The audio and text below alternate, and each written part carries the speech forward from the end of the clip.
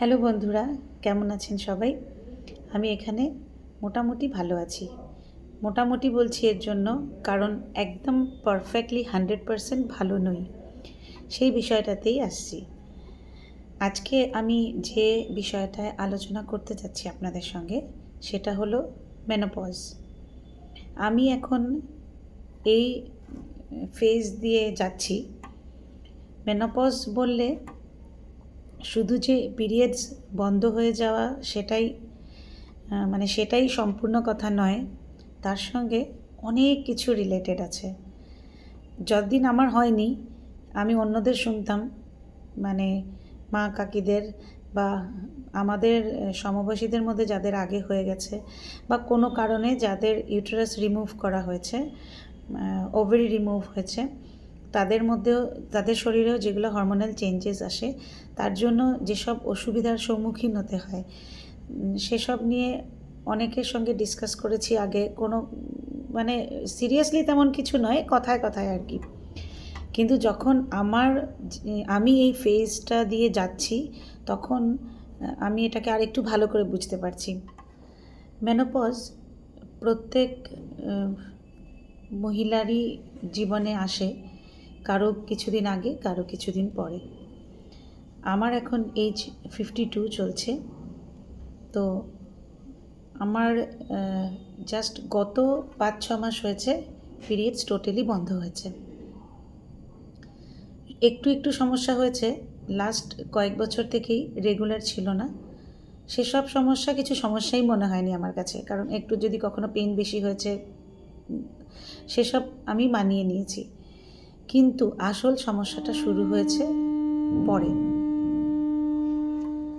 Periods বন্ধ হবার 5-6 মাস হয়ে গেছে আমার, টোটালি বন্ধ হয়ে গেছে, এখন আর হচ্ছে না।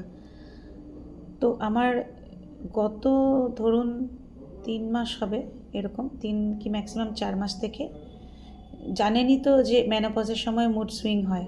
আমিও শুনে এসেছি এতকাল, কিন্তু সেই মুড সুইংটা কারো কারো জন্য যে এত খতরনাক হতে পারে সেটা আমি নিজে অনুভব করতে পেরেছি।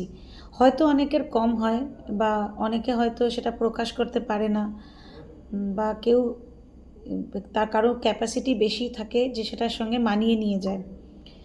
আমি খুব একজন অ্যাক্টিভ লেডি, আমার দিন যেত যে আমার 24 ঘন্টা কম পড়ে যেত। আমি চাকরি করি না এখন। আমি চাকরি খুব কম বছরই করেছি, প্রায় না বললেই চলে। আমি হাউসওয়াইফ।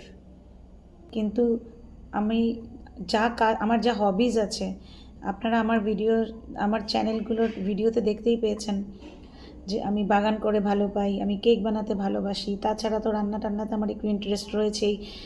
আর আউটিং আমার খুব ভালো লাগে, ফ্রেন্ডসদের সাথে, ফ্যামিলির সঙ্গে আমি খুব ঘোরাফেরা করি। তো আমার মতন একজন অ্যাক্টিভ লেডি যার কিনা 24 ঘন্টা কম হয়ে যায়, আমার এখন এরকম অবস্থা হয়েছে যে আমি সারাদিন কিছু করার খুঁজে পাই না। এত নেগেটিভিটি চলে এসছে লাইফে যে আমি বলে বোঝাতে পারবো না। তো আমার এখন এরকম চলছে যে সকালবেলা ওঠার পরই মর্নিং ডিপ্রেশন। ঘুম থেকে ওঠার পর মনে হয় যে লাইফে কিছু করার নেই। কারণ স্পেশালি আমাদের মতন হাউসওয়াইফদের কী হয়, সাধারণত আমাদের তো বাচ্চারাই পুরো ওয়ার্ল্ড। বাচ্চাদের ইর্দগির্দই আমাদের সব কিছু। ওদের যা দরকার, ওদের জন্য আজকে এটা ভালো লাগছে না, অন্যরকম বানিয়ে দাও। যারা ওয়ার্কিং মাদার্স ওদের জন্য হয়তো অত সময় থাকে না বাচ্চাদেরকে, ওরাও যথেষ্ট করে, তবে আমাদের মতন অতটা সময় পায় না ওরা। আমাদের তো বাচ্চারা যা বলে আমরা চেষ্টা করি একদম 100% করে দিতে, যদিও 100% করে দেওয়া সম্ভব নয়, কিন্তু আমরা চেষ্টা করি, কারণ আমাদের কাছে সময় অন্যদের থেকে একটু বেশি থাকে। তো আমাদের যখন বাচ্চারা বড় হয়ে যায় তখন এমনিই একটা খালিপান এসে যায়, কারণ বাচ্চাদের আর আপনাদেরকে দরকার নেই। তার উপর হলো আজকালের যেহেতু আমরা ওয়ার্কিং না, তো সময়ের সাথে সাথে যেগুলো চেঞ্জেস আসছে দুনিয়াতে, সোসাইটিতে, সেগুলোর সঙ্গে আমরা অতটা যেহেতু আমাদের দরকার পড়ে না, অতটা পরিচিত থাকি না। তো যখন আমাদের হঠাৎ করে একটা এমটি স্পেস ক্রিয়েট হয় যে বাচ্চারাও বড় হয়ে গেছে, ওদেরও আমাদেরকে আর অতটা দরকার নেই। আর আমরা আমাদের সমবয়সী অন্যরা যারা ওয়ার্কিং আছে তাদের একটা নিজস্ব ওয়ার্ল্ড আছে, আমাদের সেটাও নেই। তো আমাদের জন্য খালি জায়গাটা খুব বেশি হয়ে যায়।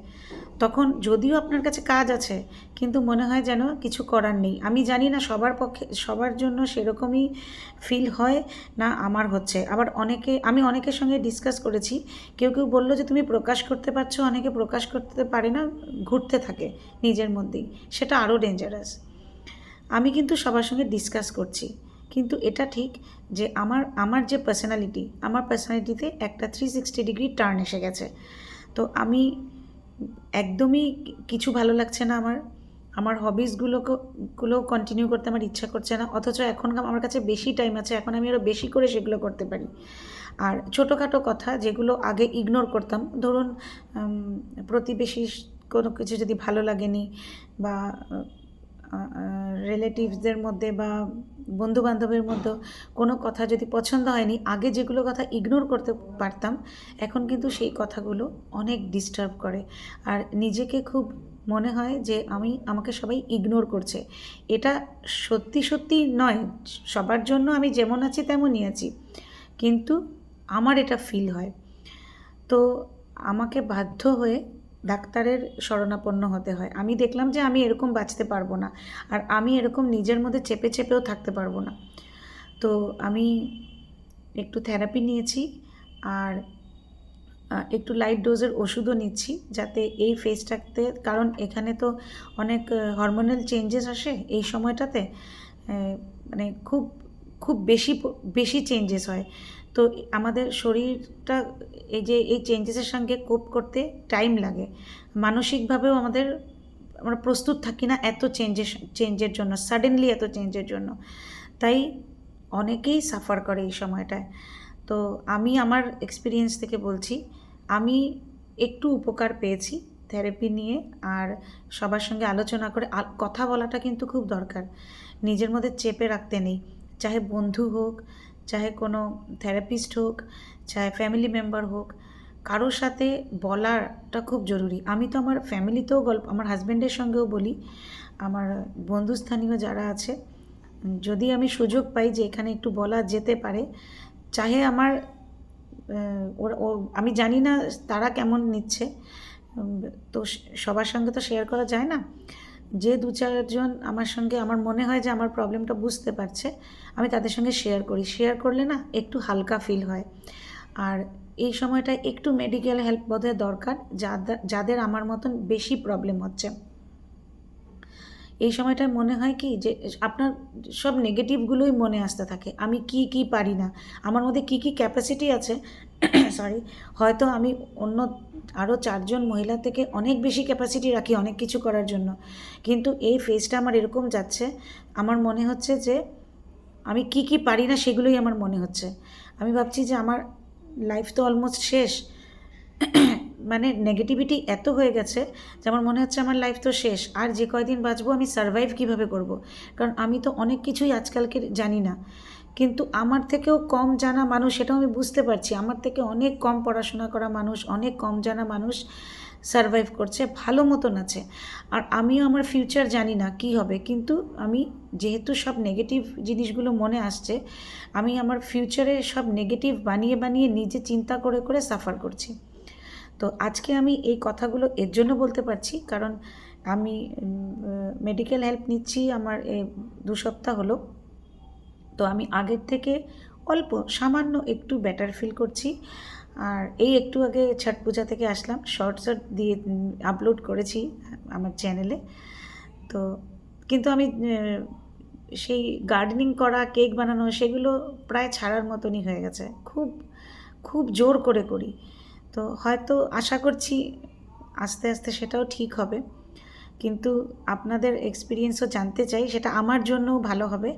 যদি আপনাদের আমার মতন এরকম এক্সপিরিয়েন্স হচ্ছে কারো, প্লিজ কমেন্টে জানাবেন, বা ফোন নাম্বার দেবেন যদি কথা বলতে চান, আমিও শেয়ার করতে পারবো। আর আপনাদেরও কি এক্সপিরিয়েন্স হয়েছে, আপনারাও যদি খুব খারাপ একটা ফেজ দিয়ে গেছেন আর তারপরে সেটার থেকে বেরিয়ে আসতে পেরেছেন, সেটা কিভাবে আসতে পেরেছেন সেটা আমি শুনতে চাই, যাতে আমি নিজেকে হেল্প করতে পারি। তাই আশা করছি যে এই ভিডিওটা হয়তো কারো কাজে লাগবে, আর হয়তো কারো থেকে আমি একটু হেল্পও পেতে পারি। তো আজকের জন্য এইটুকুই। সবাই ভালো থাকবেন, আর আমাকেও গুড উইশেস দেবেন, যাতে আমিও খুব তাড়াতাড়ি আবার নর্মাল হয়ে যেতে পারি। Thank you.